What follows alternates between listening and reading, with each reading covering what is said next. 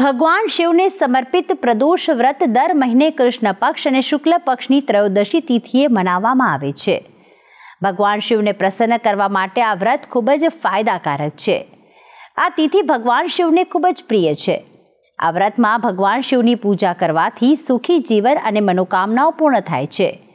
ત્યારે આજે શ્રાવણ માસમાં આવતી પ્રદોષની તિથિ છે. ત્યારે આજના દિવસે કેવી રીતે કરવું વ્રત જાણીએ આજની ખાસ વાતમાં. જટાટવી ગલજ્વલ પ્રવાહ ભાવિત સ્થલે ગલે વલંબ્ય લંબિતમ ભુજંગ તુંગ બાલિકામ ડમર ડમર ડમર ડમર નિનાદવત ડમર વયમ ચકાર ચંડ તાંડવમ તનોતુના શિવ શિવમ. જય ભગવાન મિત્રો, હું છું પ્રફુલભાઈ પંડ્યા. ભક્તિ સંદેશ કાર્યક્રમની અંદર આપનું સ્વાગત છે. દર્શક મિત્રો, ત્રયોદશી વિશે મારે આજે ચર્ચા કરવી છે. ત્રયોદશી, જેને સંસ્કૃતની અંદર ત્રયોદશી, ગુજરાતીમાં કહીએ તો તેરસ, અને આ ત્રયોદશીને પ્રદોષ પણ કહેવામાં આવે છે. અને પ્રદોષનું મહત્વ શાસ્ત્રમાં બહુ જ વિશેષ જણાવેલું છે. જેમ ભગવાન ગણેશજીની આરાધના કરવા માટે કોઈ શુભ તિથિ હોય તો એને આપણે ચતુર્થી ગણવામાં આવે છે. નાગદેવની આરાધના કરવા માટે કોઈ શુભ જો તિથિ હોય તો એને પંચમી ગણવામાં આવે છે. માં ભગવતીની આરાધના કરવી હોય તો દુર્ગાષ્ટમી આઠમનું વિશેષ મહત્વ છે. ભગવાન નારાયણની પૂજાની વાત કરીએ ત્યારે એકાદશીનું વિશેષ મહત્વ છે. તે રીતે ભગવાન શિવજીની જ્યારે પૂજાની વાત આવે ત્યારે ખાસ કરીને ત્રયોદશી કહેતા પ્રદોષનું વિશેષ મહત્વ છે. જે લોકો શિવજીને બહુ જ માનનાર હોય તે લોકો આખો શ્રાવણ માસ દરમિયાન શિવજીનું જપ, તપ, વ્રત, ઉપવાસ વગેરે કરતા હોય છે. ઘણા લોકો એ ના થઈ શકે તો સોમવારનું વ્રત કરી અને શિવજીની આરાધના કરતા હોય છે. અને એનાથી છેલ્લે વાત કરવામાં આવે પ્રદોષ. જો કદાચ તમે એ પણ ના કરી શક્યા હોય અથવા સોમવાર પણ ન કરી શક્યા હોય તો શ્રાવણ માસની અંદર જો આવનારા પ્રદોષનું વ્રત તમે કરો છો તો એનાથી એવું કહેવાય છે ઘણા બધા લાભ થાય છે. એનાથી અપાર ધનની પ્રાપ્તિ થાય છે. પણ પ્રદોષના વ્રતના નીતિ નિયમ શું છે એ પણ જાણવા જરૂરી છે. મિત્રો, પ્રદોષ જે દિવસ હોય એ દિવસના કુલ 8 પ્રહર હોય છે. આમે દિવસના 8 પ્રહર હોય, રાત્રિના 4 પ્રહર અને દિવસના 4 પ્રહર.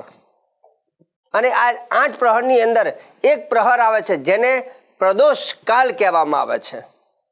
તે દરમિયાન શિવજીની પૂજા કરવાની હોય છે.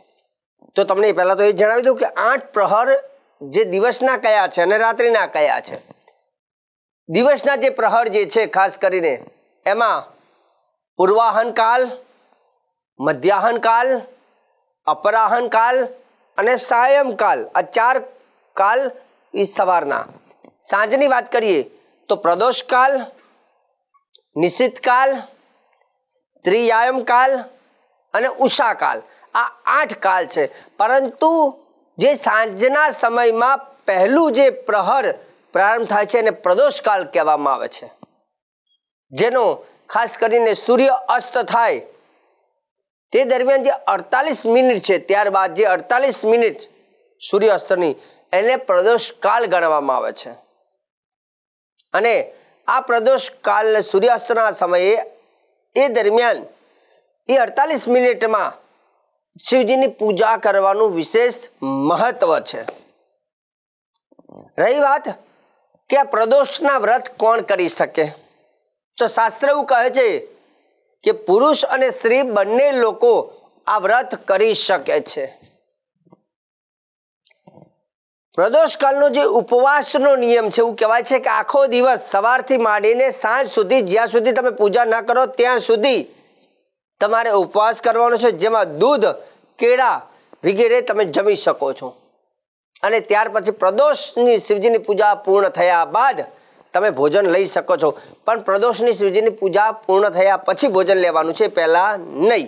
હવે રહી વાત કે પ્રદોષના નીતિ નિયમ શું છે, તો કે સવારે વહેલા સ્નાન કરી અને શિવજીનું મુખમાં મંત્ર જાપ કરવા, મતલબ કે શિવજીનું મહામૃત્યુંજય મંત્રનું સવારે તમે જપ કરી શકો. જ્યારે સાંજનો જ્યારે સમય આવે ત્યારે તે વખતે પણ શિવજીની પૂજા પહેલા સ્નાન કરવું. સાંજના સમયે સ્નાન કરીને શક્ય હોય તો શ્વેત વસ્ત્ર, સફેદ રંગના વસ્ત્ર ધારણ કરીને શિવજીની આરાધના કરવી.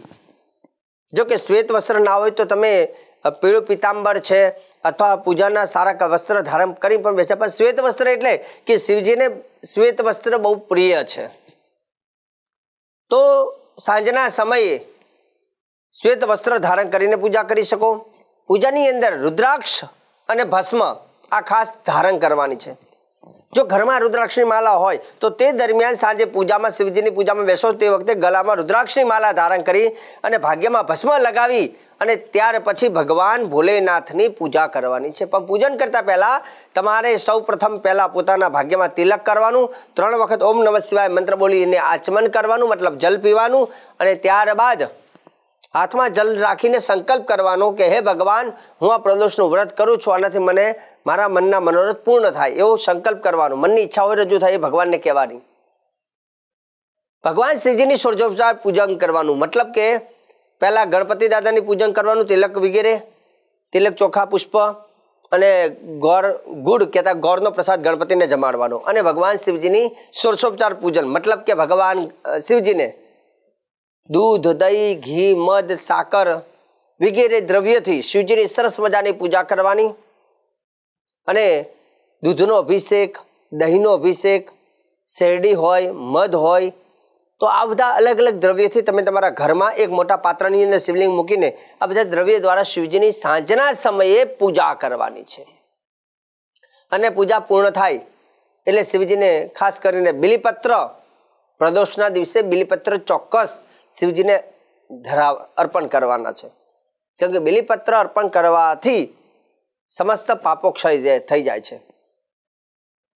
અને એક નહીં પાછા ત્રિજન્મ પાપ સંહારમ, 3 જન્મના પાપો સંહાર થાય છે બિલીપત્ર અર્પણ કરવાથી.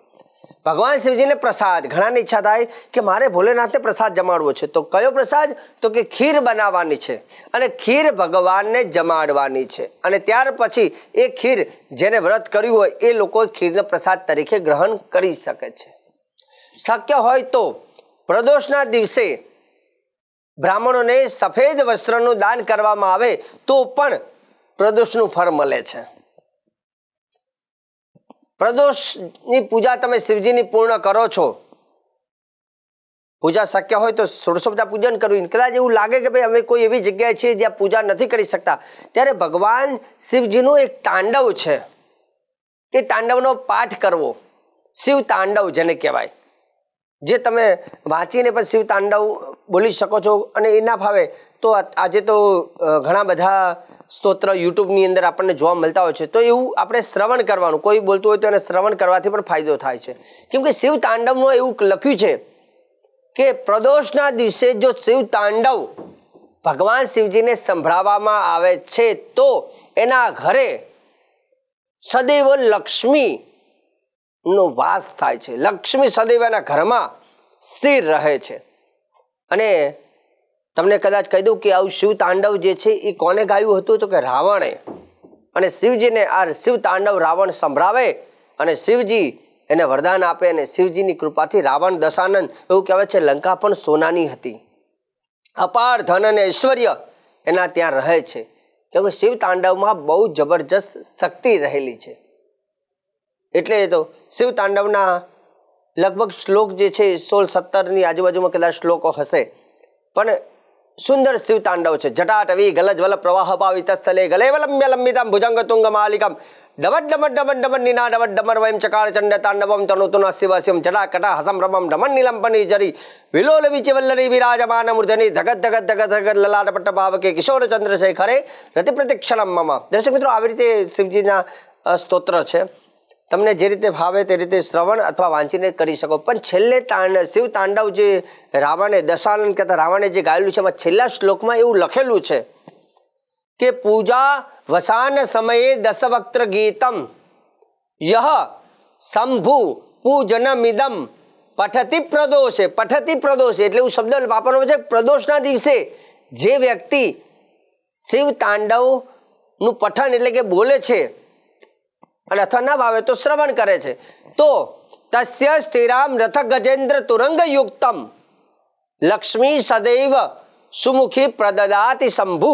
એવું કહેવાય છે કે એ વ્યક્તિના ઘરે પૂજા વસાન સમયે દશવક્ત્ર ગેદમ, જે વ્યક્તિ સાંજના પ્રદોષના સમયે સાંજના સમયે ભગવાન શિવજીની પૂજા કરીને ભગવાન શિવજીને જો આ શિવ તાંડવ સ્તોત્ર સંભળાવે છે તો તસ્ય સ્થિરામ રથ ગજેન્દ્ર, તો તેના ઘરે રથ ગજેન્દ્ર કહેતા હાથી, તુરંગ યુક્તમ હાથી ને ઘોડા સાથે, લક્ષ્મી સદૈવ સુમુખી પ્રદદાતિ શંભુ, હાથી ઘોડા સાથે લક્ષ્મીજી એના ઘરે આવે છે, મતલબ અને ઐશ્વર્યના વરદાન આપે છે અને લક્ષ્મી ત્યાં સ્થિર થાય છે. હવે લક્ષ્મીજી જે ઘરમાં સ્થિર થાય એ ઘરમાં ધન સંપત્તિ ક્યારે ખૂટે નહીં.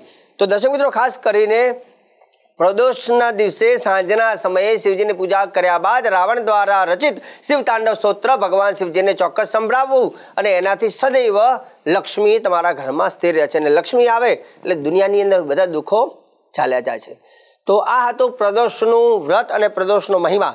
અને આગળ પણ ભક્તિ સંદેશ કાર્યક્રમની અંદર આવી જ જાણકારી, શ્રેષ્ઠ જાણકારી, સુંદર જાણકારી હું પ્રફુલ્લ પંડ્યા તમને કહેતો રહીશ. પરંતુ કાર્યક્રમ જોવાનું ચૂકતા નહીં. મને આપી દો હવે રજા. જય ભગવાન.